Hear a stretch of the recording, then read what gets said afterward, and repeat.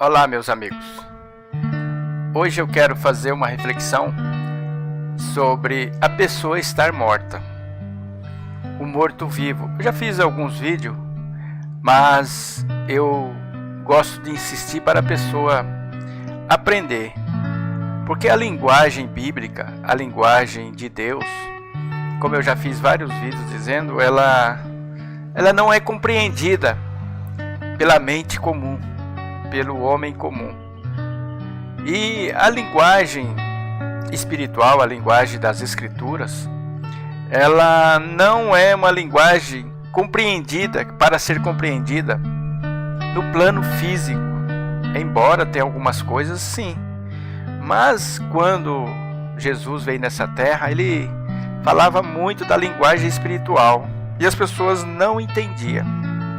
Por isso que há necessidade do Espírito Santo para você compreender a linguagem espiritual. Por isso que as pessoas leem as escrituras e têm grande dificuldade de entendimento e às vezes não conseguem entender e elas ficam perdidas. Hoje eu quero fazer uma reflexão sobre a pessoa estar morta. Quando eu falo de morte, logo vem na nossa mente aquela pessoa lá no sepulcro, no caixão, né?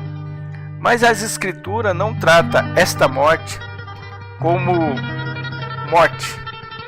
Ela sempre falou que o homem dorme no pó da terra.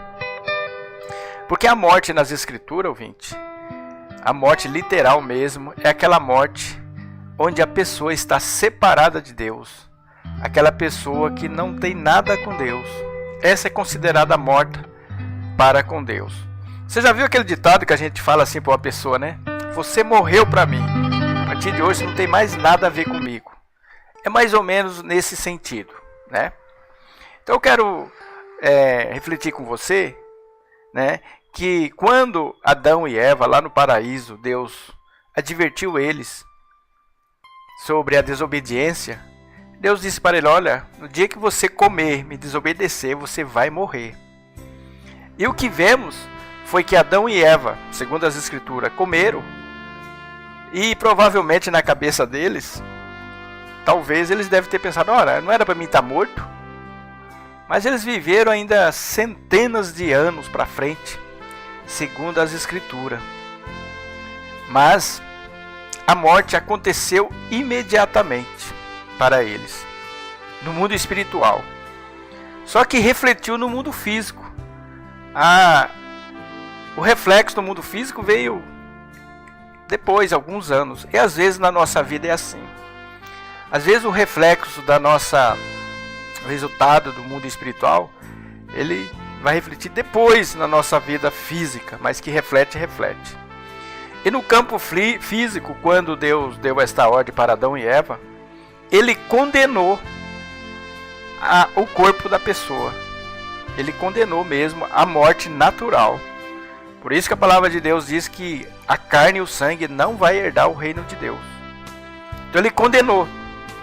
E as pessoas hoje falam de ressuscitar mortos, né?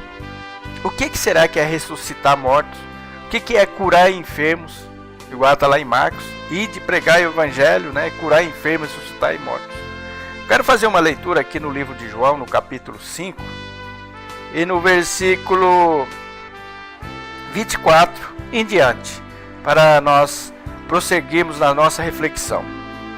Diz assim, esse aqui é o próprio Jesus Cristo dizendo: na verdade vos digo que quem ouve a minha palavra e crê naquele que me enviou tem a vida eterna, e não entrará em condenação, mas passou da morte para a vida. Em verdade vos digo que vem a hora, e agora é, em que os mortos ouvirão a voz do Filho de Deus, e os que a ouvirem viverão. Porque como o Pai tem a vida em si mesmo, assim deu também ao Filho ter a vida em si mesmo. E deu-lhe o poder de exercer o juízo, porque é o Filho do homem.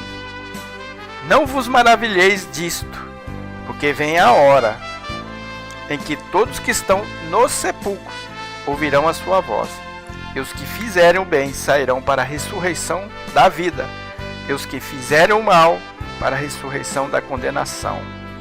Aqui nesse texto ele falou de dois tipos de morte. Ele falou daquele que está morto, e depois aquele morto que ouve a voz dele. É o morto-vivo que está aqui. Você que está me vendo, talvez você pode ser um morto-vivo. A palavra de Deus fala que você está morto para Deus. Você só vai viver quando você acredita, quando você crê. Aí a palavra de Deus fala que você já saiu do sistema de morte que você está. Você já tem a vida. Você já passa para a vida eterna que Deus nos dá. A pessoa já entra imediatamente na vida eterna. Ela já entra naquele momento. Ela não vai entrar na vida eterna quando ela morre, não. A palavra está dizendo que ela já passou da morte para a vida. A única diferença é que esse corpo, ele vai chegar até um determinado tempo, e ele vai ficar, e eu vou continuar na vida. A única diferença é só isso. Mas que quando eu creio, segundo as escrituras aqui, quando eu acredito, imediatamente eu já entro na vida eterna. Já saí da morte para a vida. É isso que esse texto está dizendo. O meu corpo vai ser como uma casca. Ele vai morrer porque ele está condenado à morte. Então aqui está dizendo que agora é o momento. Todo aquele que ouvir a voz viverão. Você está notando aqui a diferença, ouvinte? E aí ele vai falar assim, porque quando você acredita, o Espírito de vida, que é o Espírito Santo, ele vai dar nova vida para nós. É isso que muitas pessoas não conseguem entender. E aí quando nós temos nova vida, nós vamos começar a enxergar as coisas espirituais de outra maneira. Certa vez alguém no meu canal comentou, olha, eu acho interessante como você vê as coisas, né? Por esse lado. Porque eu enxergo, nós que cremos, que saímos da morte para a vida, a gente consegue ver as coisas de outro ângulo do que você vê. Você vê de uma maneira, nós vemos de outro. Eu vejo como eu devo tratar o meu próximo de uma maneira, você já vê de outra. Você vê como que eu devo andar num relacionamento de uma forma, eu já vejo de outra forma. É assim.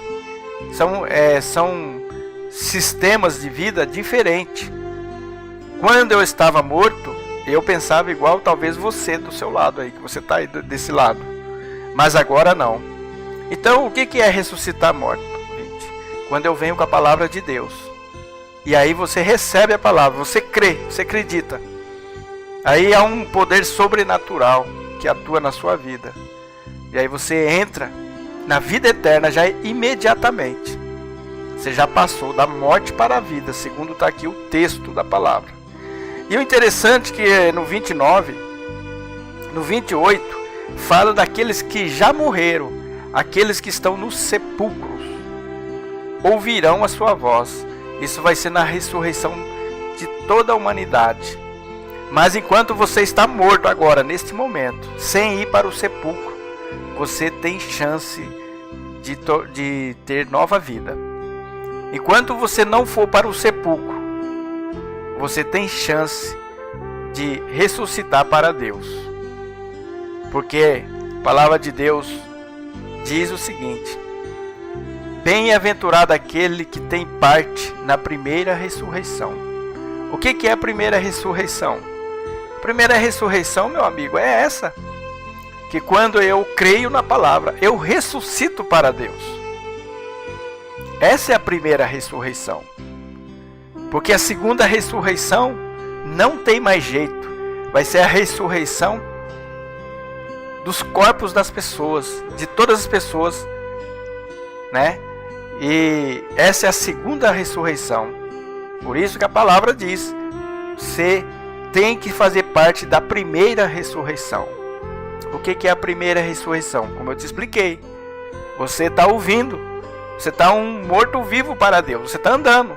Aparentemente a tua vida, para você está muito ativo, mas para Deus não.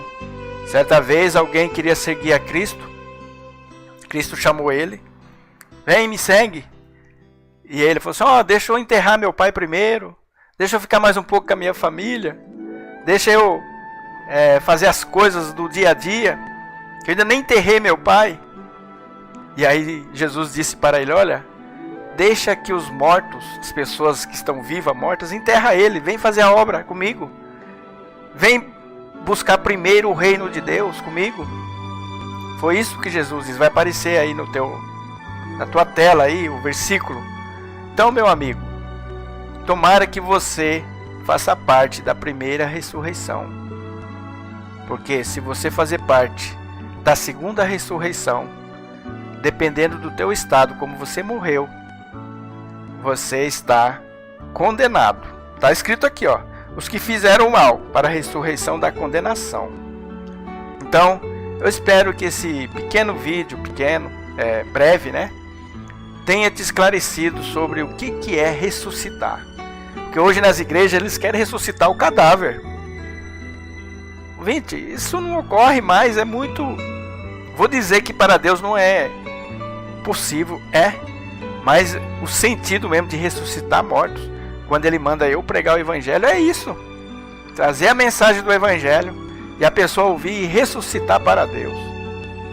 Quando Deus fala, curai os enfermos, quando eu venho pregar o Evangelho e a pessoa está com aquela alma toda ferida, toda machucada, toda doente, e Deus restaura ela, foi curado, é isso.